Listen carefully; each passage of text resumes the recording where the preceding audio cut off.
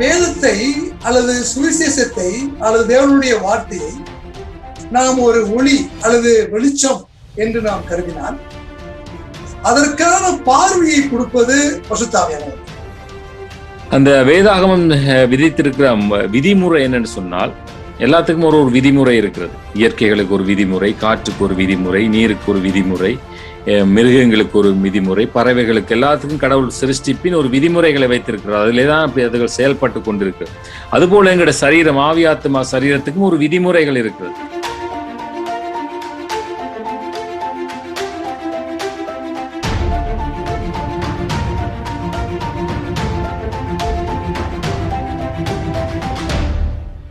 CCM தொலைக்காட்சியின் வாயிலாக இணைந்திருக்கும் நேர்களுக்கு எங்களுடைய அன்பார்ந்த வணக்கங்களை தெரிந்து கொள்கிறோம்.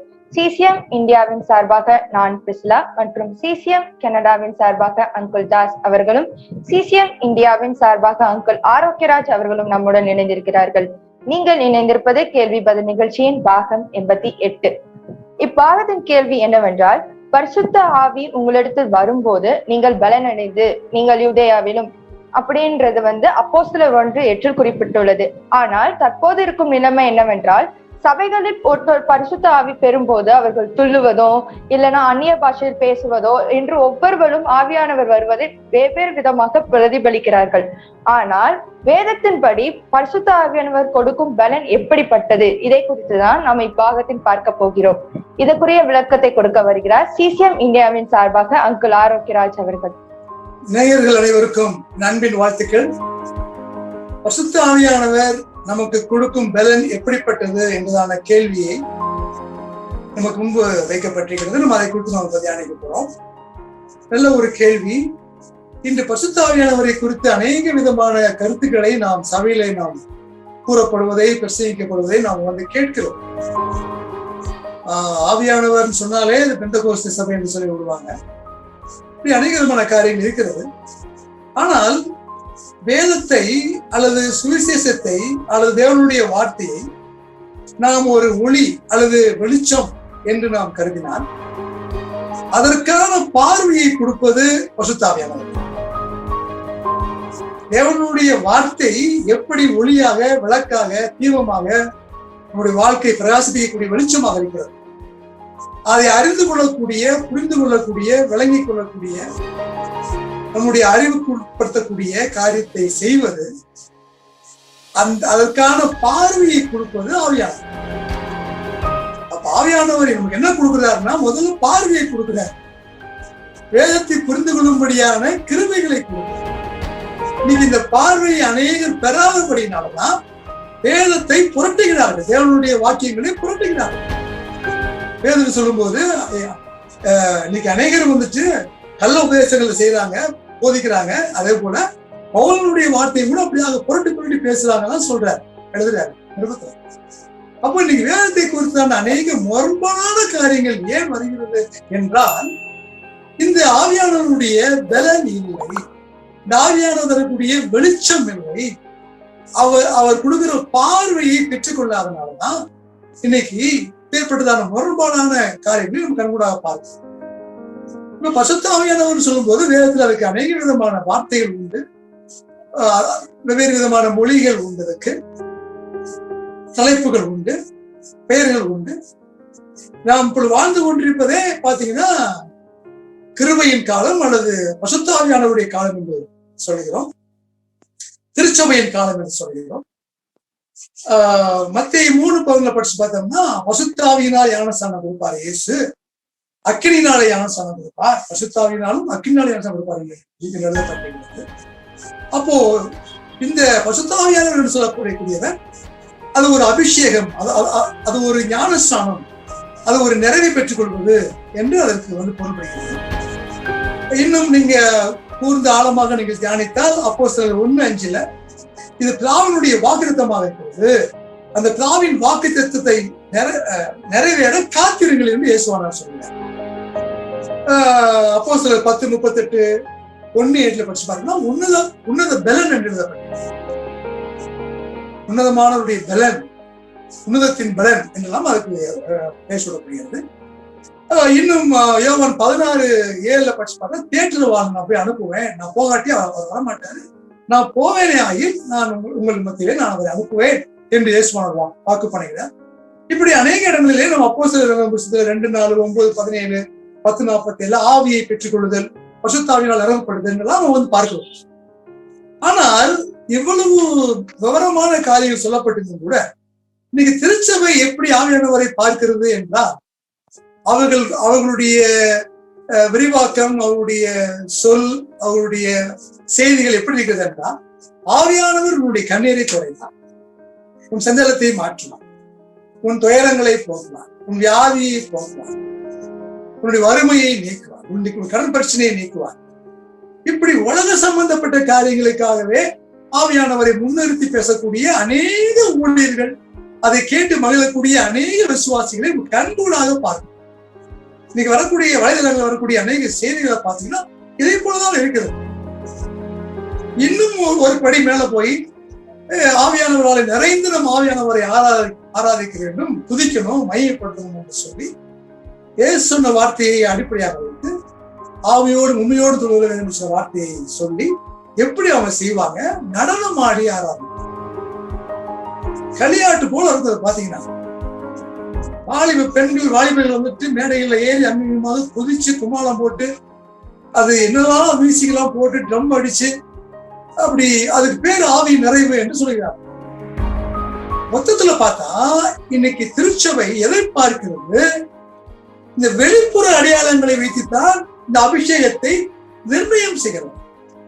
ஆவியானவர் நிறைவை பெற்ற திருச்சபையா, ஆவியானவர் நிறைவு பெற்ற மனுஷனா, ஆவியானவருடைய பலனை பெற்றிருக்கிறவனா என்று சொல்லி வெளிப்புறமான அடையாளங்களை வைத்து கணிக்கிறது.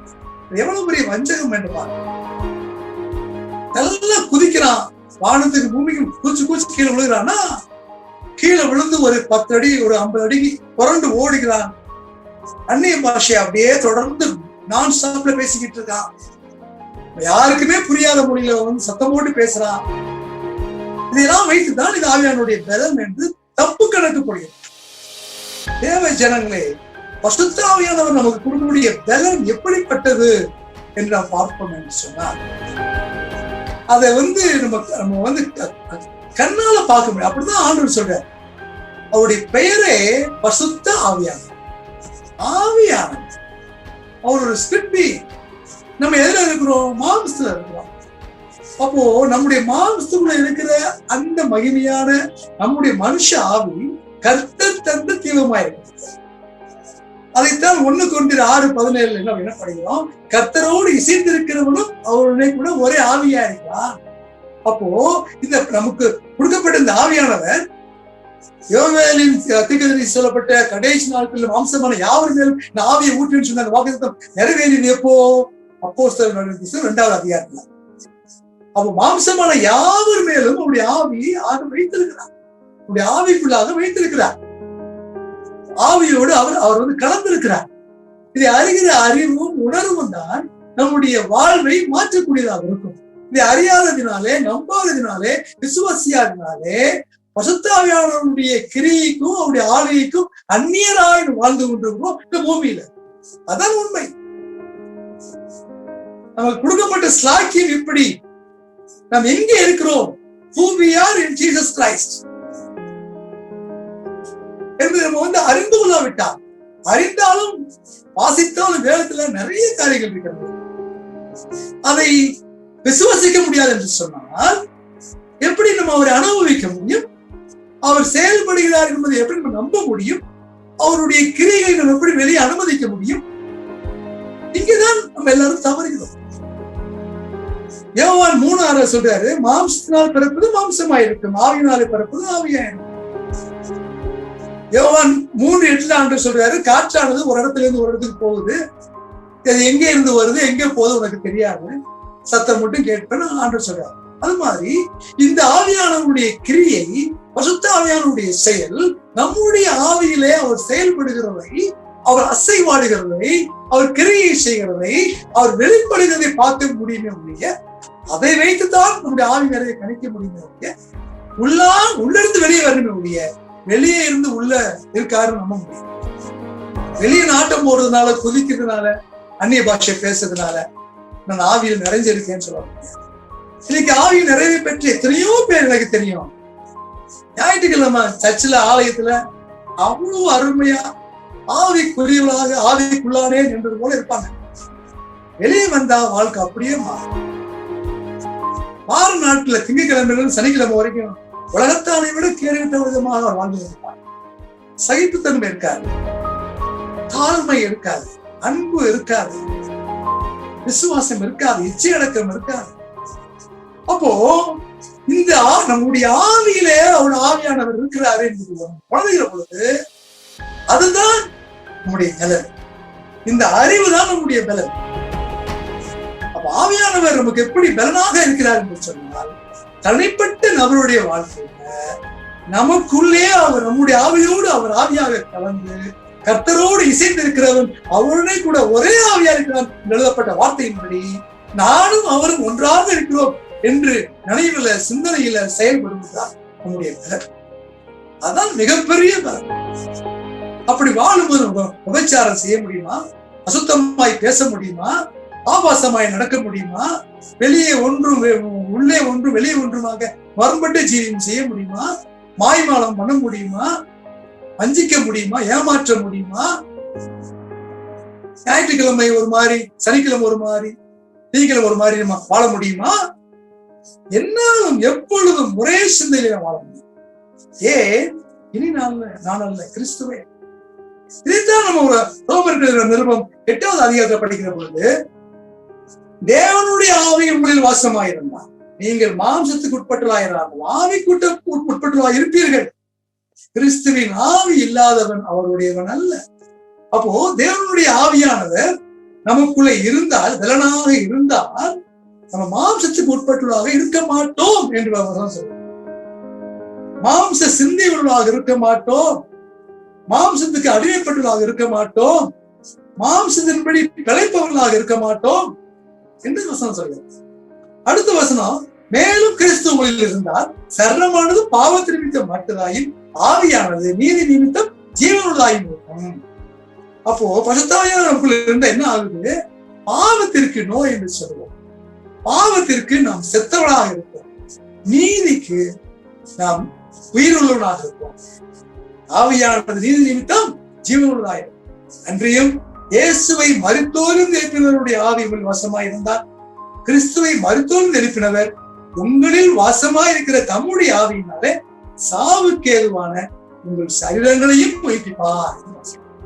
அப்ப கிறிஸ்துவின் ஆவி, கிறிஸ்துவை மருத்துவம் எழுப்பினவருடைய ஆவி, தேவனுடைய ஆவி, தேவனுடைய ஆவி, இதெல்லாம் எதை குறிக்கிறது? ஒரே ஆவியானவர் தான். நடத்துகிறவர் ஒரே ஆவியானவர் தான். ஒரே பிதா நமக்கு உண்டு, ஒரே கர்த்தர் நமக்கு உண்டு, ஒரே ஆவியானவர் உண்டு. பெயர்கள் தான் வித்தியாசம்.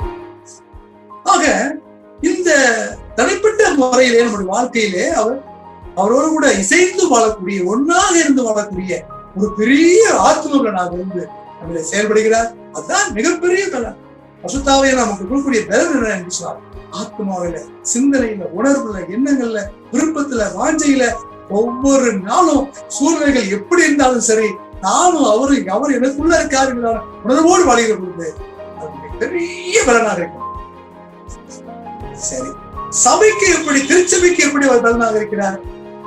திருச்சபைக்கு எப்படி ஆவியானவருடைய காலமாகிய கிருபையின் காலத்துல வாழ்ந்து கொண்டிருக்கூடிய இன்றைய திருச்சபைக்கு அவர் எப்படி பலனாக இருக்கிறார் என்று சொல்வார்னா, ஊழியங்களை நடத்துகிறவரார்.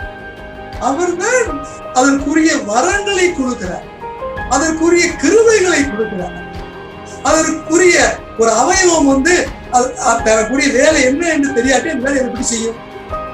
அப்போ கிறிஸ்துவனுடைய அவயவங்களாக இருக்கிறதா தலையாய கிறிஸ்துவுக்குள்ள இருந்து செயல்படுகிற போது, நான் உங்களுக்கு சொன்னவைகளை அவர் உங்களுக்கு நினைப்பூட்டுவார் என்று ஏழு சொன்னது போல, தலையாகிய கிறிஸ்துவனுடைய கமாண்ட, அவருடைய விருப்பத்தை நம்முடைய அவயவங்களாக இருக்கிற கிறிஸ்துவ அவயவங்களாக இருக்கிற நம்முடைய வாழ்க்கையிலே அதை நிறைவேற்றும்படியாக ஆவியானவரே கிரியை நடத்துகிறார். நம்மால உண்டாகக்கூடிய காரியம் கிறிஸ்துவின் சிந்தை, கிறிஸ்து தலை, நாமெல்லாம் சரித்தினுடைய அவயவம். அப்போ ஒரு தலை என்ன விரும்புது, என்ன கடலை கொடுக்குது, எதை சொல்ல விரும்புது, எதை நிறைவேற்ற விரும்புதுங்கிறத ஒவ்வொரு அவயவத்துக்குள்ளேயும் போய் அதை நடப்பிக்கிறது ஆவியானவர் என்று வேதம். அதான் ஊழியங்கள், அதான் வரங்கள், அதான் கிரியைகள். அதான் இந்த அருமையான ஒரு ஆவியானவருடைய பலனாக இன்றைய நாட்கள் இருக்க வேண்டும் என்பதை கண்கூடாக பார்க்க. அது உணர்த்துக்குரிய பலன் அல்லவா, நம்முடைய வாழ்க்கைக்கு வேண்டிய பலன். இதனாலே மாத்திருந்தான், இந்த ஆவியின் சிந்தையாலே மாத்திருந்தான் சரீரத்தின் செய்கைகளை நாம் அழிக்க முடியும் என்று வாசிக்கிறோம். ரோமர் 8:13 படிச்சு பாத்தீங்கன்னா, ஆவியினாலே சரீரத்தின் செய்கைகளை அழித்தால் பிழைப்பீர்கள். அப்போ பரிசுத்தாவியானவர் நமக்கு எப்படி பலனாக இருக்கிறார்? நம்முடைய மாம்சத்தின் கிரியைகளை அழிப்பதற்கு, அவைகளை மேற்கொள்வதற்கு ஆவியானவரே நமக்கு. அந்த உணர்வு நமக்குள்ள இல்லைன்னா கண்டிப்பா நாம் மாம்சத்தின் கிரியைகளை அழிக்க முடியாது. இன்னைக்கு எத்தனையோ இன்னைக்கு சாமியாருங்க, மதவாதிகள் சொல்லுவது ஒன்று செய்வது ஒன்றுமாக இருந்து கொண்டு எத்தனையோ விதமான விபச்சார காரியங்களில் ஈடுபட்டு ஜனங்களை சீரழித்துக் கொண்டிருக்கிறார். ஜெயமில்லாமல் வாழ்க்கை, வெற்றி, தோற்றுப்போன ஜீவியம், மாயமலமான ஜீவியம், ஏமாற்றக்கூடிய ஜீவியம், வஞ்சகமான ஜீவியம். ஆனால் கிறிஸ்துவின் ஆவி இல்லாதவன் அவருடையவன். கிறிஸ்துவின் ஆவி உள்ளவன் தான் அவருடையவன். அது மாத்திரமல்ல, ரோமர் 8 மேலைகளில் படிக்க முடியும். ரோமர் 8:14 படிச்சு பார்த்தோம்னா, தேவ ஆவியினாலே நடத்தப்படுகிறவர்களே புத்திரர், புத்திரி. அப்போ நம்ம அனுதின வாழ்க்கையிலே நாம் நடத்தப்பட வேண்டும். நம்மளை யார் நடத்தணும்? ஆவியானவர் தான் நடத்தணும். ஆவியானவர் நம்மை நடத்துகிற பொழுது நம்ம அனுதின வாழ்க்கையிலே நாம் அவருடைய வழிநடத்துதலின்படி நம்ம போய் கொண்டிருக்கிற பொழுது நம்ம என்ன செய்வோமா, அவருடைய புத்திரராக வளர்க்கிறோம். புத்திரரும் புத்திரியுமாக இருக்கிறோம் என்கிறது. மற்றபடி நடத்தப்படாட்டின்னா இருப்பாங்க, அவங்களா குழந்தைகளாக இருப்பாங்க, சைல்டிஷ் குழந்தைகள் தான். அதுக்கு ஒரு ஆள் வேணும், ஒரு பாஸ்டர் வேணும், ஒரு தாய் வேணும், ஒரு தகப்பன் வேணும், ஒரு சகோதரன் வேணும். அழுத அழகையை நிப்பாட்டுறதுக்கு, சிரிப்பு உண்டாக்குறதுக்கு, கிளர்ப்பு ஆற்றுறதுக்கு ஒரு ஆள் வேணும். இன்னைக்கு அப்படித்தான் இன்னைக்கு வளர்ச்சி இல்லாத, முதிர்ச்சி இல்லாத பாலகர்களாக, தொட்டில் கிறிஸ்தவர்களாக ஆண்டாண்டு காலமாக சபையில் இருக்கக்கூடிய கிறிஸ்தவர்கள் உண்டு. ஏன்? ஆவியானவராலே நடத்தப்படாது. நடத்தப்படுகிறவர்கள் தான் புத்திர புத்திரி என்று எழுதப்பட்டது. அது மாத்திரமல்ல, 8:15 படிக்கிறோம். 8:15 புத்திர சிவாரத்தின் ஆவியை ஆவியாக இருக்கிறது. கிறிஸ்துவுக்கு உடன் சுதந்திரம், தேவனுடைய சுதந்திரமா இருக்கிறோம். புத்திர சிவாரத்தின் ஆவியாக இருக்கிறது. நம்முடைய ஆவியினுடைய கூட அந்த ஆவியானவர் சாட்சி கொடுக்கிறார். இது அப்பா பிள்ளை உறவை உண்டாக்குகிறது. பயமுள்ள ஆவியை கூடாமல் அப்பா பிதாவே என்று கூப்பிட பண்ணுகிற புத்திர சிவாரத்தின் ஆவியை கொடுக்கிறார். அப்ப ஆவியானவர் கொடுக்கும் பலன் எவ்வளவு விலையேறப்பட்ட பலன் என்று பாருங்க. உன்னதமான தேவனாய கர்த்தரை, சர்வ சிருஷ்டி கர்த்தரை அப்பான்னு அழையக்கூடிய அந்த மகிமையான உறவுக்குள்ளே உங்களை கொண்டு வரக்கூடிய ஆவியானவர் அவரே நமக்குள்ளே இருந்து அப்படி கூப்பிடுகிறார். அவ்வளவுதான். நமது மூலமா எப்படி இயேசுவானவர் பிதாவே அழைத்தாரோ அதே போல அவர் கற்றுக் கொடுத்த ஜெபத்திலே அப்படித்தான். பலவத்திலே பிதாவே அப்படி சொல்லி ஜெபிங்கப்பான்னு கற்றுக் கொடுத்தார். நம்ம எப்படி அழைக்கிறோம்? அந்த உணர்வு இருக்கிறதா? பிதா என்று கூப்பிடக்கூடிய அந்த சிந்தை இருக்கிறதா? அதை கொடுப்பது ஆவியானவர். அவர் கொடுக்கிற பலன் எப்பேற்பட்டது என்பதை யோசித்து பார்ப்போம். ஆத்மாவிலே பலன், ஆவியிலே பலன். அது மாத்திரமல்ல, ஒரு தைரியத்தை கொடுக்கிறார். ஒரு அப்போஸ்தலனாகிய பேதுருவுடைய வாழ்க்கையை படிச்சு பாத்தீங்கன்னா, இயேசுவை அறியேன் என்று சொல்லி 3 முறை மறுதலித்த பேதுரு ஒரு ஒரு பெண்ணுக்காக அவரை அறியேன் அறியேன் என்று சொல்லி மறுதலித்த பேதுரு அப்போஸ்தலர் புத்தகம் 1ஆம் அதிகாரம் 8ஆவது வசனத்துல உன்னதமான இந்த உன்னதமானவருடைய பலனை பெற்றுக் கொண்ட பின்பு 2ஆவது அதிகாரத்துல எழுப்பி நின்று, நீங்க தான் இயேசுவை கொலை செய்தீர்கள் என்று அவர் சாடுகிறார். நீங்க கொலை செய்த அந்த இயேசுவை மரித்தோரிலிருந்து தேவனானவர் எழும்ப பண்ணினார் என்று சாட்சி விடுகிறார். அப்போ எவ்வளவு தைரியத்தை வரவழைத்தது என்று பாருங்க. இதை கொடுப்பது யாரு? உங்களை அரெஸ்ட் பண்ணிட்டாங்க, உன்னை நிப்பாட்டிட்டாங்கன்னா பயப்படாதீங்க. என்ன பேசணும் அந்த நேரத்துல பிதாவின் ஆவியானவர் உங்களிருந்து பேசுவார். நோ ப்ரிப்பரேஷன், தைரியமா போங்க. அக்கிபா ராஜா முன்னாடி பவுல் அப்படித்தான் பேசினார். அப்போ நமக்கு எப்படி பிரதி உத்தரவு கொடுக்கணும், எப்படி ஊழியம் செய்யணும், எப்படி காஸ்பல் சொல்லணும், எப்படி இயேசுவை அறிவிக்கணும், எப்படி இயேசுவை வெளிக்காட்டணும், எப்படி வெளிச்சத்தனம் வெளியே கொண்டு வர முடியும், ஒளியாக இருக்க முடியும், உப்பாக இருக்க முடியும், தேவ பிரசனத்தை எப்படி வெளியே கொண்டு வர முடியும், இதையெல்லாம் நடப்பிக்கிறது ஆவியானவர். இந்த ஆவியானவருடைய பலன் ஒவ்வொரு தனிப்பட்ட இண்டிவிஜுவல் பர்சனுக்கும் கிறிஸ்தவனுக்கும் தேவை. அது மாத்திரமல்ல, திருச்சபைக்கும் தேவை என்பதை நான் இந்த இடத்துல நான் வலியுறுத்த விரும்புகிறேன். அது மாத்திரமல்ல, கிறிஸ்தவ தேவ ஜனங்களுக்குள்ள சபைக்குள்ள ஏக சிந்தையை கொண்டு வருகிறது. அப்போஸ்தலர் 2:46 படிச்சு பார்த்தா ஏக சிந்தை, ஒரே மனம். நீங்க ஒரே மனம் இருக்கு அன்னைக்கு திருச்சபையில 100 பேர் இருந்தா 1000 மனம் இருக்கும். அவ்வளவு டிவிஷன்ஸ் இருக்கும். பேருக்கு உட்கார்ந்து இருப்பாங்க, அவ்வளவுதான். ஒருத்தருக்கு ஒருத்தர் விரோதமா பேசிக்கொண்டு, தலைமைத்துவத்துக்கு விரோதமா பேசிக்கொண்டு, சந்தேகங்களோடு குழப்பங்களோடு விவாதங்களோடு இருக்கிற அநேக சபையின் மெம்பர்களை நான் அறிந்திருக்கிறேன். அப்போ இது ஒரே ஆவியானவர் குறிப்பிட்ட திருச்சபைகளுக்குள்ளே தேவ பிள்ளைகளுக்குள்ளே கிரியை செய்கிற பொழுது ஒரே ஆவியானவர் எப்படி மாறுபட்ட கருத்தை கொண்டு வருவார்? ஒரே விதமாக செய்யும். அதான் ஏக சிந்தை, ஒரே மனம். இதெல்லாம் பார்க்கணும். அதுக்கப்புறம் இன்னொரு முக்கியமான பாயிண்ட் என்ன, யோவான் 2:14 யாரும் உங்களுக்கு போதிக்க வேண்டியதில்லை, நீங்கள் பெற்றுக்கொண்ட அபிஷேகமே உங்களுக்கு எல்லாவற்றையும் போதிக்கிறது என்று அவர் நமக்கு அனுதினம் போதிக்கிறவராக இருக்கிறார். ஆத்மாவை போஷிக்கிறவர் நமக்கு, அவர் ஆத்மாவை போஷிக்கிறது மாத்திரமல்ல, நாம் செய்ய வேண்டிய வழிகளை, செய்ய வேண்டிய காரியங்கள், நடக்க வேண்டிய காரியங்களை அனுதினம் நமக்கு உள்ளே இருந்து போதித்து நம்மை வழிநடத்துற தேவனாக இருக்கிறார்.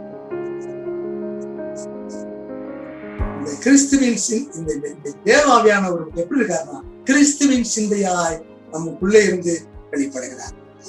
ரோமர் 8:6 படிக்கிறது போல இந்த கிறிஸ்துவின் சிந்தை தான் நமக்கு ஜீவனாக சமாதானமாக இருக்கிறது. கடைசியா நான் சொல்ல நான் விரும்புறேன், சோதனையில ஜெயம் பெறுவதற்கு, உபத்திரவங்களை சகிப்பதற்கு, உபத்திரவங்கள் கூட போகும்போது மகிழ்ச்சியா இருப்பது. நீங்க இவங்களோட பேசிக் கொண்டிருக்கிற நான் கோவிட் பாசிட்டிவ் தான், சந்தோஷமா பேசிக் கொண்டிருக்கிறேன். ஒரு சாட்சியாக சொல்கிறேன், இதை நான் பெருமையாக சொல்றேன். அந்த பாதிப்பு வந்தது உண்மை, இருக்கிறது உண்மை. ஆனால் 2 வாரமாக மன மகிழ்ச்சியாக இருக்கிறேன். இது ஆவியினால் ஏற்படுற மகிழ்ச்சி, சந்தோஷம். இருந்தாலும் இறந்தாலும் மரித்தாலும் அவருக்காக பெரிய பாராட்டு என்ன இருக்கிறது?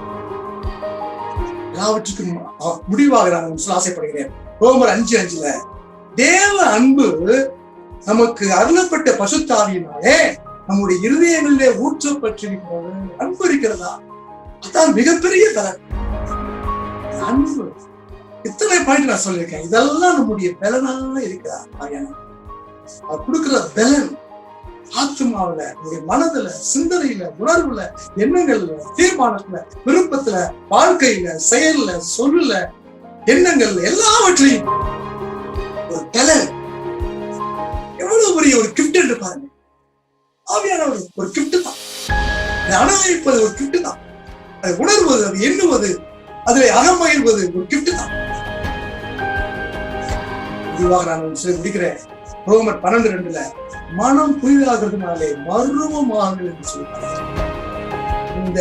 இந்த மனதை புதிதாகக்கூடியது தேவனாவியானவர். ஒவ்வொரு நாளும் கிறிஸ்து நம்மிலே உருவாகும்படியா, இப்போ நீ தேவனுடைய பிள்ளையா இருக்கிற, இனி எப்படி இருப்ப தெரியாது, ஆனா ஒண்ணு தெரியும், அவர் வெளிப்படுகிற பொழுது அவருக்கு கவனமாகவே நம்ம அவரை தரிசிப்பதனாலே அவருக்கு ஒப்பாக இருப்போம் என்று எழுதப்பட்டிருக்கிறது போல அவருக்கு ஒப்பாக மாறுபடி ஒவ்வொரு நாளும் நான் டே பை டே நம்முடைய மனது புதிதாகிறதுனால கிறிஸ்து நமக்குள்ளே வளர வளர வளர, அவருடைய சிந்தையில வளர வளர வளர, அவர் நம்ம மூலமாக வெளிப்பட வெளிப்பட வெளிப்பட அவருடைய சாயலுக்கு, அவர் சாயலிலே அவருடைய மறுரூபத்துக்கு அவர் ஒப்பாக மாறிக்கொண்டே இருக்கிறோம் என்பதான் உண்மை. மனது புதிதாகிறதுனாலே மறுரூபமாக இதுதான் பரிசுத்த ஆவியானவர் நமக்கு கொடுக்கும் ஒரு மிகப்பெரிய பலனாக இருக்கிறது என்று சொல்லி என் வார்த்தையை முடிக்கிறேன். நன்றி, வணக்கம். நன்றி அங்கிள். நீங்க கூறியது ரொம்ப அழகான கருத்து. நிறைய விஷயங்களை நீங்க சொன்னீங்க. பரிசுத்த ஆவியானவர் நம்மளுக்கு கொடுக்கும் பலன் எப்படிப்பட்டது. அதுல நீங்க சொன்னது மாதிரி பரிசுத்த ஆவியானவர் நம்ம இடத்துல வரும்போது நம்மளுடைய மாம்சத்துக்கு ஏத்த கிரியைகள் எல்லாமே ஆவியானவர் இருக்கும் போது அதை இது பண்றதுக்கு வர்றாரு. அதே மாதிரி ஒரு புத்திரர் அப்படின்ற ஒரு பதிவு கொடுக்குறாரு. அதே மாதிரி நம்மளோட அப்பா பிதான் கூப்பிடக்கூடிய உறவு எல்லாமே நம்மளுக்கு ஆவியானவர் வரும்போது ஒரு அருளப்பட்டிருக்குது, ஒரு பலனா இருக்குது அப்படின்றத ரொம்ப தெளிவா அழகா சொன்னீங்க. மேலும் பரிசுத்த ஆவியானவர் கொடுக்கும் பலன் எப்படிப்பட்டது அதற்குரிய விளக்கத்தை கொடுக்க வருகிறார் சிசிஎம் கனடாவின் சார்பாக அங்கிள் ஜாஸ் அவர்கள்.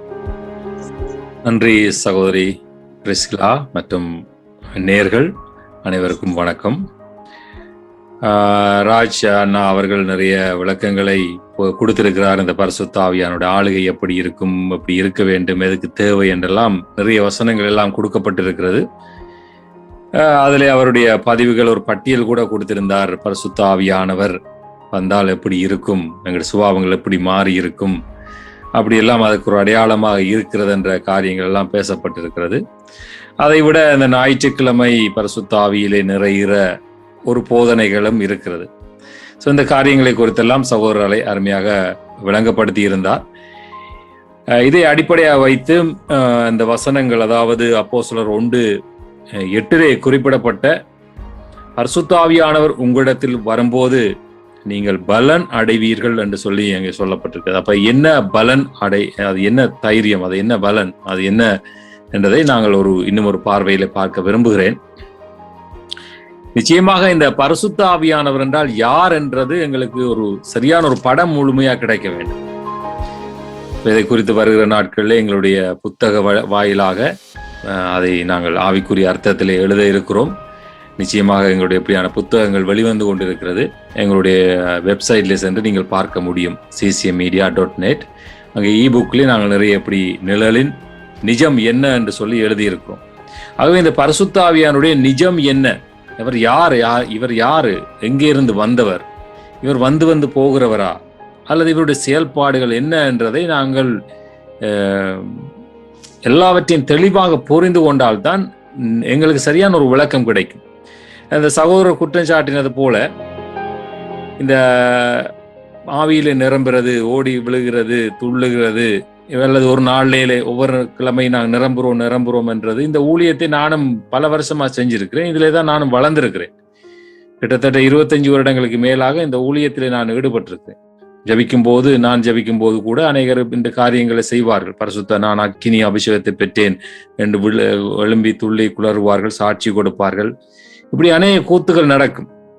இருந்தாலும் ஆவியானவர் தான் இதை செய்கிறார் என்று நான் நினைத்து கொண்டிருந்தேன். காரணம், அப்படித்தான் நான் வழிநடத்தப்பட்டேன். ஆனால் ஒரு காலம் வரும்போது, என்னுடைய ஆத்மா முதிர்ச்சி அடையும் போது எனக்குள்ள ஒரு சிந்தனை ஏற்பட்டது. அந்த சிந்தனை தான் என்னை ஆவிக்குரிய கண்களை திறக்க வைத்ததுன்னு சொல்லலாம். இந்த பார்வையிலே எப்படி என்று சொன்னால், பரிசுத்த ஆவியானவர் வரும்போது பலனடைவீர்கள் என்று இருக்கிறது உண்மை. அதே மாதிரி எனக்கு சாட்சிகளாயிருப்பீர்கள், பரிசுத்தாவின் கனிகளை கொடுப்பீர்கள், நற்கனி உள்ளவர்களாயிருப்பீர்கள் என்று சொல்லப்படுகிறது. பரிசுத்த ஆவியானவர் எங்களை செயல்பட ஆரம்பிக்கும் போது அடையாளங்கள் வர வாய்ப்புகள் உண்டு. ஆனால் அது ஒவ்வொரு முறையும் வருவதென்று அல்ல. ஆனால் அந்த அடையாளத்தோடு பலன் எப்படி இருக்கும், குறைந்தது ஒரு 2-3 வருடத்திலே அந்த பலனை நாங்கள் பார்க்க வேண்டும். என்ன, ஆவியின் கனி கொடுக்க வேண்டும். நான் ஒவ்வொரு ஞாயிற்றுக்கிழமை அக்கினியிலே நிரம்புகிறேன் என்று துள்ளி குளறுவதல்ல ஆவியில் நிரம்புதல். அது வேறு ஆவி கூட நிரம்புகிறது என்று வேதம் எங்களுக்கு சாட்சிகள் கொடுக்கிறது. அதை குறித்து நாங்கள் நிறைய பேசியிருக்கிறோம். எது எப்படியா இருந்தாலும் நாங்கள் ஒருவரை ஜட்ஜ்மெண்ட் பண்ணுவதற்கு முன்பதாக, அல்லது எங்களை நாங்களே நிதானிப்பதற்கு முன்பதாக அதுக்கு ஒரு காரணம் இருக்குது. அது சொன்னா, கனியினாலே நீங்கள் மரத்தை அறிவீர்கள். ஆகவே பரிசுத்த ஆவியை நான் பெற்றிருக்கிறேன் அல்லது அதை அனுபவிக்கிறேன் என்று சொன்னால் அதனுடைய கனி புறப்பட வேண்டும். அப்ப பரிசுத்த ஆவியுடைய கனி என்ன நமக்கு எல்லாருக்குமே தெரியும். அன்பு, சந்தோஷம், நீடிய சாந்தம், பொறுமை, தயவு, நற்குணம், இப்படியான நற்கனிகள். ஆனா கனிகள் எல்லாம் மாம்சத்தின் கனியா இருக்கிறது. ஆனா நான் ஒவ்வொரு ஞாயிறும் நிரம்புகிறேன், அக்கினியிலே நிரம்புகிறேன், ஆவியிலே நிரம்புகிறேன் என்றால் சம்திங் ராங், ஏதோ ஒரு பிரச்சனை இருக்கிறதை நாங்கள் புரிந்து கொள்ளாவிட்டால் நாங்கள் ஏமாற்றப்பட்டு போய்விடுவோம். ஆக இந்த பரிசுத்த ஆவியானவர் யாரு? சுருக்கமாய் நான் ஒரு காரியத்தை பேச விரும்புகிறேன். இவர் ஏதோ வருகிறார் என்று எழுதியிருந்தனாலே எங்கேயோ இருந்து வரப்போகிறார் என்று நாங்கள் நினைக்கக்கூடாது. வேதத்தின் குறியீடுகளை நாங்கள் புரிந்து கொள்ள வேண்டும். அவர் எங்களுக்குள்ளே செயல்படுகிற அந்த விசுவாசத்துக்குள்ளே நாங்கள் வருகிறதை, நாங்கள் அந்த விசுவாசத்துக்குள்ளே வருகிறதை பரிசுத்த ஆவியானவர் வருகிறார் அப்படி என்று சொல்லி வேதம் குறிப்பிடுகிறது. நிச்சயமாக அது எங்களுக்குள்ளே ஆரம்பிக்கிற ஒரு அனுபவத்தை நாங்கள் பெற்றுக்கொள்வோம், எங்களுக்குள்ளே உணர்வோம். அதிலே மாற்று கருத்து அல்ல. அதுக்காக அவர் எங்கெல்லாம் தனியை தவிக்க விட்டுட்டு எங்கேயோ இருந்துட்டு வாரார் அப்படியெல்லாம் நாம நினைக்க கூடாது. ஒரு கருத்தை நாங்கள் நல்லா புரிந்து கொள்ள வேண்டும். முதல் மனிதனை அவர் படைக்கும் போது பெர்ஃபெக்டா படைத்தார் என்றதை அந்த படைத்தவரை முதல் நாங்கள் நம்ப பழக வேண்டும். அறகுறை அவர் படைக்கவில்லை, அவனை தவிக்க விட்டு படைக்கவில்லை.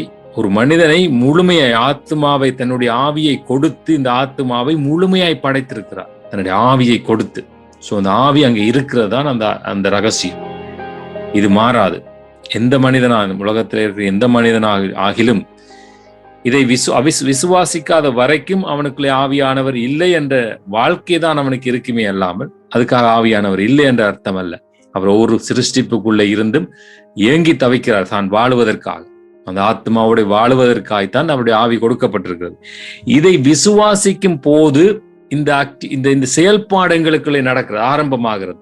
இந்த ஆரம்பம் ஆகிறதைத்தான் ஆவியானவர் வருகிறார், கொடுக்கிறார், பொழியப்படுகிறார் என்ற வார்த்தை சொல்லப்படுகிறது. ஆகவே ஆவியானவர் எங்கேயோ இருந்து வந்து ஊத்துற மாதிரி ஏதோ ஒரு எண்ணெயோ அல்லது எண்ணெய்க்கு அவரை குறியீடு சொல்லப்பட்டாலும் அப்படி ஊத்தப்படுகிறார் அல்ல. நமக்குள்ளே இருந்து அவர் எப்படி செயல்படுகிறார் என்றதை இந்த மாம்ச கண்கள் அறியும்படியாக அப்படி சொல்லப்பட்டிருக்கிறது, எழுதப்பட்டிருக்கிறது. ஆக மொத்தம் இந்த பரிசுத்த ஆவியானவர் ஆத்மாவோடு செயல்பட முடியாமல் பெரிய ஒரு தடை மனுஷனுக்குள்ள இருந்தது அந்த பாவம், மனிதனுடைய மீறுதல், பாவம் என்று சொல்லலாம். இதை இயேசு கிறிஸ்து நிறைவு செய்து மன்னித்த பிற்பாடு இந்த செயல்பாடு ஆரம்பமானதுதான் பரிசுத்த ஆவியானவரின் நாள். அந்த கிருபையினால் மனுஷனுக்கு இந்த உலகத்திலே கொடுக்கப்பட்டிருக்கிறது. இந்த நாளுக்கு பிறகு நீங்கள் பலனடைந்து தைரியம் அடைந்து சாட்சிகளாக இருப்பீர்கள் என்று சீசர்களுக்கு சொல்லுகிறார். யார் இந்த சீசர்கள்? நம்மளைப் போல நாங்கள் மாம்சத்திலே கிறிஸ்தவர்களாக இருக்கும்போது பரிதவிக்கப்பட்டவர்கள் தான் உண்மையிலே. அவர்களுக்கு அடுத்த ஐடியா தெரியல, என்ன நடக்க போகுது. ஒருக்கா கிறிஸ்துவை மறுதளிக்கிறதும் ஏற்றுக்கொள்வதும் பின்பற்ற விருப்பம், ஆனா பின்பற்ற முடியல. அவ்வளவு பலம், அவர்கள் தங்களோட பலத்தாலே அது செய்ய முடியல. எப்படி இன்றைக்கு கிறிஸ்தவர்கள் அநேகர் நாங்கள் போராடி கொண்டிருந்தோம். மாம்சத்திலே நாங்கள் இருக்கும்போதும் போராடினோம். என்ன, பரிசுத்தத்தை மேற்கொள்வதற்கு போராடுகிறோம், நற்கனிகள் கொடுக்கறதுக்கு போராடுகிறோம், நல்லவனா இருக்கணும் என்று போராடுகிறோம்.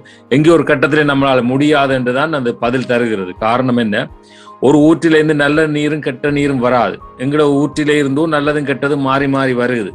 ஒருக்கா நன்மை செய்கிறோம், ஒருவருக்கு தீமை செய்கிறோம், ஒருவருக்கு நல்லா புகழ்கிறோம், இன்னொரு பக்கம் அவரை தூசித்து பேசுகிறோம். நல்லதும் கெட்டதும் ஒரு ஊற்றிலிருந்து வருகிறது. அப்ப இது கெட்ட ஊற்றாய்த்தான் இருக்கிறது என்றுதான் அதனுடைய பதில் நமக்கு தருகிறது. அப்ப இதை பரிசுத்தப்படுத்துவதாயிருந்தால் அதுக்கு கொடுக்கப்பட்ட ஆவியானவருடைய செயல்பாடு வர வேண்டும். அதுல ஒரு குறியீடாக இந்த 8ஆம் வசனம் ஒரு குறியீடாக எழுதப்பட்டிருக்கிறது. அந்த வேதாகமம் விதித்திருக்கிற விதிமுறை என்னன்னு சொன்னால், எல்லாத்துக்கும் ஒரு விதிமுறை இருக்கிறது. இயற்கைகளுக்கு ஒரு விதிமுறை, காற்றுக்கு ஒரு விதிமுறை, நீருக்கு ஒரு விதிமுறை, மிருகங்களுக்கு ஒரு விதிமுறை, பறவைகளுக்கு, எல்லாத்துக்கும் கடவுள் சிருஷ்டிப்பின் ஒரு விதிமுறைகளை வைத்திருக்கிறார். அதிலே தான் அதுகள் செயல்பட்டு கொண்டிருக்கிறது. அதுபோல எங்களோட சரீரம், ஆவியாத்மா சரீரத்துக்கும் ஒரு விதிமுறைகள் இருக்கிறது. இந்த முறைமைகள் கூடாக செயல்படுவதுதான் சரியான செயல்பாடு, சிருஷ்டிப்பின் செயல்பாடு. அப்பதான் ஆவியாத்மா சரீரம் குற்றமற்றதாய் சரியாக பாதுகாக்கப்படும்.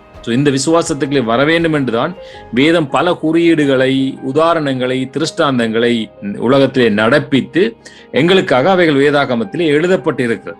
இது வேதாகமம் ஏதோ தற்செயலாக எழுதப்பட்ட ஒரு புத்தகம் அல்ல, அல்லது யாரோ எழுதிவிட்டார்கள் அதை பாதுகாக்கணும் என்றதுக்காக அல்ல. இது திட்டம் போட்டு, படைத்தவராலே திட்டம் போட்டு ஒவ்வொரு சம்பவங்களில் நடப்பிக்கப்பட்டு அவைகள் எல்லாம் நடந்த பிற்பாடு எழுதி வைக்கப்பட்ட ஆன்மீக புஸ்தகம் என்று நான் அதை விசுவாசிக்கிறேன் பரிபூரணமாக. அந்த வகையிலே அவர் அதில் ஒரு குறியீட்டை சொல்லுகிறார். பரிசுத்த ஆவியானவர் வரும்போது நீங்கள் எருசலேமிலும் யூதாவிலும் பிறகு சமாரியாவிலும் உலகம் முழுவதும் சாட்சிகளாயிருப்பீர்கள். இந்த குறியீடை குறித்து நாங்கள் அதிகம் பேசி இருக்கிறோம். இந்த இஸ்ரவேல், அதாவது சியோன், எருசலேம் அல்லது யூதா எல்லாம் ஒரு பேக்கேஜ் எங்களுக்கு காண்பிக்கிறது. அது என்னன்னு சொன்னால் ஆத்மாவை குறித்து அது பேசுகிறது. இன்னும் ஒரு காரியம் எங்களுக்கு பேசிட்டு வருகிறது. இஸ்ரவேல், சமாரியா, உலகம் என்ற ஒரு காரியத்தை வேதாகம் விதிமுறை பேசுகிறது. அது மாம்சத்தை காட்டுகிறது. அதுக்கு அடையாளமாய்த்தான் இன்றைக்கும் அவர்கள் மாம்சத்துக்குரிய இஸ்ரவேலர்கள் இருக்கிறார்கள். அவர்கள் போராடி கொண்டுதான் அவர்கள் இருப்பார்கள். அது மாம்சத்துக்குரிய ஒரு காரியம் என்றதை உதாரணத்துக்காக அன்றைக்கு அவர்கள் தெரிவு செய்யப்பட்டது. இன்று வரைக்கும் அவர்கள் அதுக்கு உதாரணத்துக்கு சாட்சியாகவே இருக்கிறார்கள். அதே மாதிரி எங்களுக்குள்ளே இது எப்படி நடக்கிறது என்றதை ஆண்டவர் கற்பித்து தர. எங்களுக்குள்ளே ஆத்மா அல்லது சியோன், எருசலேம் என்ற ஒரு பகுதி இருக்கிறது.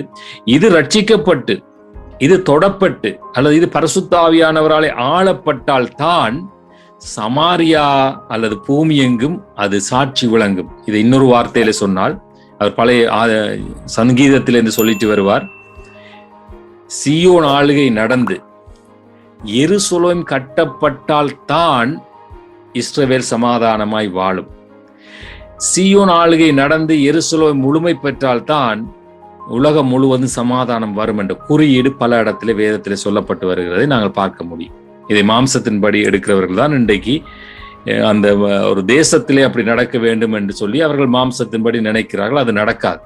அது அன்று நடக்கவில்லை, இன்று நடக்காது, என்றுமே நடக்காது. அது 4000 ஆண்டாய் அது நடக்கவில்லை இதுவரைக்கும், இனிமேல் நடக்க போறதல்ல.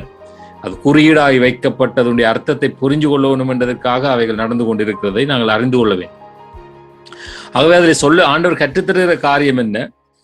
இந்த மாம்சத்தின்படியான சமாதானத்தின்படி நாங்கள் போக முடியாது. நாங்கள் மாறி வர வேண்டும். நாங்கள் என்ன செய்கிறோம்? நாங்கள் முயற்சி செய்கிறோம், பரிசுத்தமா இருக்க முயற்சி செய்கிறோம், நன்மையா இருக்க முயற்சி செய்கிறோம், தேவனுடைய ராஜ்யத்துக்கு போயிடுவோம் என்று முயற்சி செய்கிறோம். எங்களுடைய சரீர முயற்சிகளை செய்கிறோம். இதை பக்தியின் கிரியைகள் என்று சொல்லப்படுகிறது, அல்லது பக்தியின் ஆச்சாரங்கள் என்று சொல்லப்படுகிறது. நாங்கள் முயற்சி செய்கிறோம். முயற்சி செய்கிறது நல்லதுதான். ஆனால் அந்த முயற்சியின் பலன் தோல்வி என்றதை ஒத்துக்கொள்ள மறக்கிறோம். பல வருஷமாய் நாங்கள் வாழுகிறோம், கிறிஸ்தவர்களாக இருக்கிறோம், பாவம் எங்களுக்குள்ள இருக்கிறது, அதை ஒத்துக்கொள்ள மறக்கிறோம். பல வருஷமாக நாங்கள் பக்தியின் கிரியைகள், ஆச்சாரங்கள் செய்தோம், விரதம் இருந்தோம், பல புண்ணியங்களை செய்தோம். ஆனால் பாவம் எங்களை இன்னும் ஆண்டு கொண்டு இருக்கிறதே. எங்களோட முயற்சி தோல்வி என்றதை ஒத்துக்கொள்ள மறக்கிறோம். இது இப்படி வராது. இது மாறி வர வேண்டும். கடவுளுடைய படைப்புக்குள்ளாக இது மாறி செயல்படணும். எப்படி என்று சொன்னால் அதைத்தான் சொல்லுகிறார். சியோன் அல்லது ஜூதாவினுடைய ஆளுகை, அதாவது இந்த ஆத்துமாவினுடைய ஆளுகை, அது ஆத்துமா ரட்சிக்கப்பட்டது என்று சொன்னால் ஆவியானவராலே, பிறகு உங்களுடைய சரீரங்கள் கட்டுப்பாட்டுக்களே வரும். பிறகு ஆத்மா சொல்லுகிறதை சரீரம் கீழ்ப்படியும். இப்போ ஒன்று கொண்டு முரண்பட்டு கொண்டிருக்கும். அது மாம்சம் செய்ய வேண்டும் என்றதை ஆத்மா செய்ய வேண்டாம் என்றும், அல்லது ஆவிக்குரிய காரியம் செய்ய என்றதை மாம்சம் செய்யக்கூடாதபடி மாம்சம் ஆவியும் ஒன்று கொண்டு யுத்தம் நடந்து கொண்டே இருக்கும். இது ஒரு மனுஷனுக்குள்ளே நடக்கிற யுத்தம், ஆன்மீக யுத்தத்திலே. இதுல வெற்றியை பார்க்க வேணுமா இருந்தால் இந்த செயல்பாடு சரியாக நடக்க வேண்டும். என்ன? ஒரு மனிதனுக்குள்ளே, ஆத்மாவுக்குள்ளே வைக்கப்பட்ட இந்த கடவுளுடைய ஆவி, அது செயல்பாட்டுக்கு, அது ஆக்டிவிட்டி ஆக வேண்டும். அது செயல்பாட்டுக்குள்ளே வரும்போதுதான் நீங்கள் பலன் அடைவீர்கள். அப்பதான் உங்களுக்கு இந்த மாம்சத்தின் பாவத்தை ஜெயங்கொள்கிற வல்லமை வரும். உங்கள் ஆத்மா இன்னும் வளர்ச்சி அடைஞ்சு, முதிர்ச்சி அடைஞ்சு தன்னுடைய நிலைமைக்கு போகும் என்றதைத்தான் அங்கேயும் பதிவிடுகிறார். இது இந்த பரிசுத்த ஆவியானவர் தான் பிதாவினுடைய வாக்குத்தத்தம் என்று சொல்லப்படுகிறது. என்றா என்ன அர்த்தம்? இது அனாதி தீர்மானம். இதை திடீரென்று வந்ததல்ல. இதுதான் மனிதனுக்கு கொடுக்கப்பட்ட அனாதி தீர்மானம். இந்த ஆத்மாவை வழி நடத்துவதற்கு, இது சரியான பாதையிலே வழி நடத்தி தேவனிடத்தை திருப்பி கொண்டு, அது வந்த இடத்துக்கு அதை திருப்பி கொண்டே சேர்க்கிற அந்த வல்லமை, பொறுப்பு, முழுமை பெற்றதுதான் இந்த கடவுளுடைய ஆவி. அதைத்தான் பரிசுத்த ஆவியானவர் அப்படி என்ற ஒரு வார்த்தை இங்கே சொல்லப்படுகிறது. சோ இதை நாங்கள் புரிந்து கொள்ளும் போது, இந்த செயல்பாடு எங்களுக்கு வரும்போதுதான் இந்த வித்தியாசம் தெரியும். இதைத்தான் அவர் சொன்னது போல அதுக்கு அக்கினி ஞானஸ்தானம் அப்படின்னு ஒரு பெயர் கொடுக்கப்படுது. அப்ப நாம இன்றைக்கு நிறைய பேர் சொல்லுவார்கள் இல்லையா, நான் அக்கினி ஞானஸ்தானம் பெற்றேன், அக்கினி எல்லாம் நிறையப்பட்டேன். ஓகே, நல்லது. ஆனா உங்களுக்கு கனி, பரிசுத்தாவின கனி இல்லையே. ஒரே போட்டி, பொறாமை, சண்டை, ஒரு சின்ன காரியத்தை கூட உங்களால பொறுக்க முடியல, ஒரு விட்டு கொடுக்குற மனப்பான்மை இல்லை. ஆவி சாதாரண ஒரு மனுஷன் கனியன் உங்களுக்கு வருகிறது இல்லையா? இது எப்படி அக்கினியின் கனி என்று நாம் எடுத்துக்கொள்றது? அப்ப இது தவறு. எங்கேயோ தவறாக நாங்க போயிட்டு இருக்கிறோம். கனியினாலே மரம் அறியப்படும். ஆகவே எங்களுடைய கனி தவறாயிருக்கும் போது நாங்கள் தவறான ஒரு ஆவியை பின்பற்றுவதற்கு நிறைய வாய்ப்புகள் உண்டு. வேதாகமத்தில் எழுதப்பட்டிருக்கிறது. நாங்கள் மாம்சத்திலே நடந்து கொண்டு மாம்சத்தின் சந்தோஷங்கள், துள்ளுதல்கள், குளறுதல்கள், பரவசங்கள், உணர்ச்சி வசப்படுறது எங்கேயுமே எல்லா இடத்திலையும் நடக்கும். பார்த்தீங்கன்னு சொன்னால் இளம் வாலிபர்கள், அல்லது இப்ப இளம் வாலிபர் என்றல்ல, இப்ப எல்லா வயசு இல்லாமலே இந்த பாடல்கள் இசை கச்சேரிகளுக்கு போய் பாடி ஆடி நல்லா சந்தோஷமாய் போட்டு வருவார்கள். வா, இன்றைக்கு நல்லா இருந்துச்சு, சூப்பர், இன்றைக்கு நல்ல ஒரு இசை கச்சேரி, என்ன மாதிரி இருந்துச்சு, என் உள்ளமெல்லாம் அப்படியே பொங்கி வளைஞ்சுது, என் உணர்வுகள் எல்லாம் எப்படின்னா நம்ம நிறைய கேள்விப்பட்டிருக்கிறோம். எங்க இந்த இசை கச்சேரிக்கு போறவர்கள் அதை டிஸ்கோன்னு சொல்லுவார்கள். இப்படி பல இடங்களுக்குள்ளே அவர்கள் சென்று விட்டு இசையும் அந்த உணர்வுகளும் மாம்சத்திலே பெரிய ஒரு சந்தோஷத்தை கொண்டு வரும். அது மறுப்பதற்கு அல்ல. ஆனா இவர்கள் இதைத்தான் சபையிலே பிராக்டிஸ் கொடுத்து விட்டு, இசைகளை முழங்கி விட்டு, இப்படி உணர்ச்சி வசமான வார்த்தைகளை பேசிவிட்டு, மக்களுடைய சூழ்நிலைகளை புரிந்து கொண்டு அவர்களை உற்சாகப்படுத்துகிற வார்த்தைகளை பேசிவிட்டு, இந்த மாம்சத்தின் உற்சாகத்தை ஆவியின் நிரம்புதல் என்று தவறாக நானும் நினைத்தது உண்டு, இப்படி வழி நடத்தினதும் உண்டு. இன்றும் அநேகர் அந்த பாதையிலே இருக்கிறார்கள். நாங்கள் மனம் திரும்ப வேண்டும் என்றதை ஆண்டவர் விரும்புகிறார். அறியாமையின் காலங்களை தேவன் காணாது போல் இருக்கிறார். ஆனால் இப்போதோ மனம் திரும்ப வேண்டும். எப்போது நாங்கள் அவருடைய சத்தத்தை கேட்கிறோமோ அப்போது மனம் திரும்ப வேண்டும் என்றதுதான் அவருடைய விருப்பமாக இருக்கிறது. இது மாம்சத்தின் சந்தோஷம் சகோதரர்கள். நல்லா நீங்க நிதானித்து பாருங்க. ஆடி துள்ளுகிற நீங்கள், மாம்சத்திலே பரவசப்படுகிற நீங்கள், அந்நிய பாஷையை நினைத்து கைகளை தட்டி சும்மாவே நீங்கள் கைகளை தட்டி பாருங்கள், நிப்பாட்ட முடியாது, தட்டி கொண்டே இருக்கலாம். அது பரிசுத்தாவியான தட்ட வைக்கிறதல்ல. நீங்கள் அமர்ந்திருந்து அவரை தேவன் என்று அறியத்தக்கதாக எங்களை அவர் அமைதியாய் வழி நடத்துகிறவர் அல்லாமல் இந்த பரவசப்படுத்துகிறவர் அல்ல. ஆகவே இந்த மாம்சத்தின் பரவசம்தான் கர்த்தரின் பலம் என்று நினைக்கிற நீங்கள் உங்களை ஆராய்ந்து பார்த்தால் உங்களுக்குள்ளே பதில் கடவுள் வைத்திருக்கிறார். உங்களை நீங்கள் ஆராய்ந்து பாருங்கள். ஆவியின் கனி நீங்கள் கொடுக்கிறீர்களா? எத்தனை வருஷம் பரவசமாய் துள்ளுகிறீர்களே, ஆவியின் முதிர்ச்சிகளே வந்து விட்டீர்களா?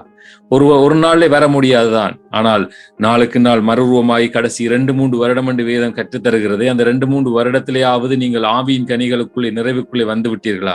மன்னிப்பின் மனப்பான்மைகளை பெற்று விட்டீர்களா? எதிரிகளை நேசிக்கிற முழுமைக்குள்ளே வந்து விட்டீர்களா? சகிப்புத்தன்மைக்குள்ளே வந்து விட்டீர்களா? பொறுமைக்குள்ளே வந்து விட்டீர்களா? துன்பப்படுத்துகிறவர்களை ஆசீர்வதிக்கக்கூடிய மனநிலைமைக்குள்ளே வந்து விட்டீர்களா? அப்படியா இருந்தால் நீங்கள் உங்களை நடத்தி செல்வது சரியான ஆவி. மாறாக மாம்ச சுபாவத்திலே தான் இருக்கிறீர்களா இருந்தால், பாவ சிந்தனைகளை மேற்கொள்ள முடியவில்லை, பாவத்தின் அழுத்தங்களை தப்பிக்கொள்ள முடியவில்லை, பாவத்தின் ஈர்ப்புகளில் இருந்து என்னால் விடுதலையாக முடியவில்லை, போதுமென்கிற மனப்பான்மை வருகிறதில்லை, பொருளாசையில் இருந்து என்னால் விடுதலையாக முடியவில்லை, விபச்சார சிந்தனையிலிருந்து என்னால் விடுதலையாக முடியவில்லை, பொருளாசையாகிய விக்கிரகத்திலிருந்து என்னால் விடுதலையாக முடியவில்லை என்று நினைப்பீர்களா இருந்தால், ஸ்டில் இன்னும் ஆவியானுடைய ஆளுகை உங்களுக்கு ஆரம்பமாகவில்லை. ஆவியானுடைய ஆளுகை இன்னும் தொடங்கவில்லை. அல்லது வேதாகம குறியீடின்படி பார்த்தால் பரிசுத்த ஆவியானவர் உங்களுக்குள்ளே இன்னும் வரவில்லை. ஆவியானவர் நமக்குள்ளே தான் படைக்கப்பட்டிருக்கிறார். அவரை நாங்கள் நாளுக்கு நாள் துக்கப்படுத்தி கொண்டிருக்கிறோம், வேதனைப்படுத்துகிறோம் என்று வேதம் சொல்லுகிறது. இதிலிருந்து நாங்கள் மனம் திரும்ப வேணுமா இருந்தால் பரிசுத்த ஆவியானவர்டா யார், அவருடைய பலன் என்ன, அவர் எப்படி எங்களுக்குள்ளே கிரியை செய்கிறார், அவர் எங்களுக்குள்ளே கிரியை செய்தால் நடக்கிற அதனுடைய பலன் எப்படி இருக்கும், அதனுடைய பிரதிபலன், எல்லாத்துக்கும் ஒரு பிரதிபலன் இருக்கிறது. அவர் நமக்குள்ளே ஆளுகை செஞ்சால் அந்த ஆவியின் கனி எப்படி இருக்கும், அது நமக்குள்ளே இருக்கிறதா இல்லை என்று சொன்னால் உடனடியாக உங்கள் ஓட்டத்தை நிறுத்துங்கள். உங்கள் வழிகளில் நின்று பூர்வ வழி எதை என்று பார்த்து ஆராய்ந்து அதிலே நடவுங்கள். அப்போது உங்கள் ஆத்துமா ரட்சிக்கப்படும். ஆகவே உங்கள் கனி தவறாயிருந்தால் அதை நீங்க நிறுத்தித்தான் ஆக வேண்டும். அது நீங்கள் எப்படிப்பட்ட ஊழியங்களை செய்யறதா இருந்தாலும் சரி, ஆயிரக்கணக்கு லட்சக்கணக்கானவர்களை வழிநடத்துறதா இருந்தாலும் சரி, நீங்கள் உடனடியாக உங்கள் பாதைகளை நிறுத்தி நீங்க தவறான ஒரு ஆவியிலே வழிநடத்தப்படுகிறீர்கள் என்று உங்களுடைய கனியினாலே உங்களை அறிந்து கொண்டு சரியான பாதையிலே இயேசு கிறிஸ்து வாக்குத்தத்தம் கொடுத்த அக்கினி ஞானஸ்தானத்துக்குள்ளே நாங்கள் கடந்து வரும்போது அந்த அக்கினி எல்லாவற்றையும் சுட்டெரித்து, பாவ சிந்தனைகளை சுட்டெரித்து, எங்களால் மேற்கொள்ள முடியாதவைகளை அவர் மேற்கொண்டு எங்களை இந்த ஜூதேயாவிலே எங்களை கட்டுவார். அதாவது எங்கள் ஆத்மாவை அவருடைய முழுமைக்குள்ளே கட்டுவார். அப்போது இந்த சரீரம், இந்த சமாரியா அல்லது இந்த உலகம் முழுவதும் நாம சாட்சியா இருப்போம். இந்த மாம்சம் எங்களை ஆளுகை செய்யாது. மாறாக இந்த நமது ஆத்மா அல்லது தேவனுடைய ஆவி இந்த சரீரத்தை கண்ட்ரோல் பண்றதை எங்களுக்கு சுகமாய் அனுபவிக்க முடியும். அப்போது நாங்கள் சாட்சி சொல்லுவோம், இதை செய்ய முடியாமல் இருந்தேன், இப்போது என்னால் செய்யக்கூடியதா இருக்கிறது, கடவுள் எனக்கு பலம் கொடுத்திருக்கிறார். இதை செய்யக்கூடாது என்று இவ்வளவு நாள் போராடினேன், ஆனா இப்ப நான் அதை நினைக்கவே இல்லை, என்னுடைய நினைவு வருகிறதில்லை. பாவம் செய்ய எனக்கு பலன் இல்லாமல் இருக்கிறது, பாவத்தை சிந்திக்க எனக்கு தைரியம் இல்லாமல் இருக்கிறது என்று அந்த நிலைமைக்குள்ளே வந்துவிட்டோம் என்று சொன்னால் இங்கே அவருடைய ஆளுகை நமக்குள்ளே நடக்கிறது. அந்த பலனை நாம சுதந்திரித்து விட்டோம் என்று நம்மளை நாமளே சாட்சி சொல்ல முடியும். அவை இது எங்களை நாங்கள் ஆராய்ந்து பார்க்கிற நேரம் என்று சொல்லிக்கொண்டு என்னுடைய ஆலோசனையை அல்லது இந்த உபதேசத்தை நான் முடித்துக் கொள்கிறேன். நன்றி அங்கிள். நீங்க கூறியது போலவே ஆவியானவர் நமக்கு அருளப்படும் போது நம்ம வந்து அதுக்கேத்த மாதிரி செயல்பட வேண்டும் அப்படின்றத ரொம்ப அழகா தெளிவா சொன்னீங்க. அதே மாதிரி நம்ம மாம்சத்துக்கு ஏற்ற சந்தோஷங்களை எல்லாமே நம்ம அதுல இருந்துதான் நம்ம மாற வேண்டும் அப்படின்ற கருத்தையும் ரொம்ப தெளிவா சொன்னீங்க. அதே போல ரோமர் 15:13 நம்ம பார்த்தோம் அப்படின்னா, பரிசுத்த ஆவியின் பலத்தினாலே உங்களுக்கு நன்மை பெருகும் படிக்கு நம்பிக்கையின் தேவன் விசுவாசத்தினாலே உண்டாகும் எல்லாவித சந்தோஷத்தினாலும் சமாதானத்தினாலும் உங்களை நிரப்புவாராக அப்படின்றதும் எழுதப்பட்டிருக்கு. நம்மளுக்கு பரிசுத்த ஆவியானவர் நமக்கு ஒரு பலனா இருக்கும் போது அதுக்கேற்ற ஒரு நம்பிக்கையினாலும் ஒரு விசுவாசத்தினாலும் நம்மளை நிரப்புவாரு. அதே மாதிரி ரோமர் 5:5 அப்படின்னு பார்த்தோம் அப்படின்னா, மேலும் நமக்கு அருளப்பட்ட பரிசுத்த ஆவியினாலே தேவ அன்பு நம்முடைய இருதயங்களில் ஊற்றப்பட்டிருக்கும்படியால் அந்த நம்பிக்கை நம்மை வெட்கப்படுத்தாது. நம்மளுக்கு பரிசுத்த ஆவியானவர் நம்ம உள்ளத்துல ஊற்றப்பட்டிருக்கும் போது தேவனுடைய அன்பு நம்மளுக்கு அதிகமா இருக்கும். அதே மாதிரி பரிசுத்த ஆவியானவர் அப்படின்னா அவரா சுயமா எதுவும் சொல்றது கிடையாது. ஏசு கிறிஸ்து என்ன பூமியில சொல்லி கொடுத்தாரோ அதை தான் நம்மளுக்கு பரிசுத்த ஆவியானவர் நம்மளுக்கு போதித்து நடத்துவாரு. அததான் யோவான் 14:26 எழுதப்பட்டிருக்கு. நான் என்ன இது பண்ணணும், பூமியில என்ன வாழ்ந்து காட்டினேனோ அததான் உங்களுக்கு பரிசுத்த ஆவியானவர் போதித்து நடத்துவார் அப்படின்றத யோவான் 14 கூறப்பட்டுள்ளது. அதுக்கு நம்ம எப்படி எக்ஸாம்பிள் சொல்லலாம் அப்படின்னா, இப்போ ஒரு பாடத்திட்டத்துல இருக்காங்க இல்லைன்னா ஒரு ஸ்கூல்ல இருக்காங்க அப்படின்னா, ஸ்டூடெண்ட்ஸ்க்கு ஒரு சிலபஸ் கொடுத்திருப்பாங்க, குறிப்பிட்ட ஒரு சிலபஸ் தான் கொடுத்திருப்பாங்க. இப்ப டீச்சரா இருக்கிறவங்க என்ன பண்ணுவாங்க, அந்த சிலபஸ்ல என்ன நடக்குதோ அதை தான் ஸ்டூடெண்ட்ஸ்க்கு சொல்லி எடுத்து புரிய வைப்பாங்க. அதே மாதிரிதான் பரிசுத்த ஆவியானவரும். ஏசப்பாவது தான் அந்த மாதிரி சிலபஸ், நம்மளுக்கு கொடுக்கப்பட்ட சிலபஸ், அவர் காட்டின வழிகள் தான் அந்த சிலபஸ். அதை தான் ஒரு டீச்சரோட பொசிஷன்ல இருந்து பரிசுத்த ஆவியானவர் நம்மளுக்கு சொல்லி தருவாரு. எப்படி அந்த டீச்சரோட பொசிஷன்ல இருந்து அவங்க சொல்லி தரும் போது பிள்ளைங்களுக்கு ஒரு அறிவு கற்றுக்கொள்றாங்களோ, அதே மாதிரிதான் நம்மளுக்கு பரிசுத்த ஆவியானவர் இயேசு கிறிஸ்துவானவர் என்ன சொல்லி கொடுத்தாரோ அதை போதித்து நடத்தும் போது நம்மளுக்குள்ளேயும் அந்த ஒரு தேவனுடைய ஞானம்னாலும் சரி, தேவனுடைய அன்புனாலும் சரி, அது மூலமா நம்மளுக்கு கிடைக்கிற விசுவாசனாலும் சரி, நம்பிக்கைனாலும் சரி, இதெல்லாமே நம்மளுக்கு ஆட்டோமேட்டிக்கா ஊற்றப்படும். சோ இதெல்லாம் நீங்க பார்த்து கொண்டிருக்கிற நேயர்களாகிய நீங்களும் சற்று சிந்தித்து பார்க்க வேண்டும். மேலும் இது போன்ற விவரங்கள் இல்ல கேள்விகள் உங்களிடத்தில் இருந்தால் கீழே திரையில் காணப்படும் வாட்ஸ்அப் இலக்கத்திலேயோ, ஜிமெயில் அல்லது யூடியூப் அதுலயோ உங்கள் கேள்விகளை தெரியப்பட்டலாம். மேலும் அடுத்த வாரம் இதே வேறொரு நிகழ்ச்சியிலும் சந்திக்கிறோம். நன்றி, வணக்கம்.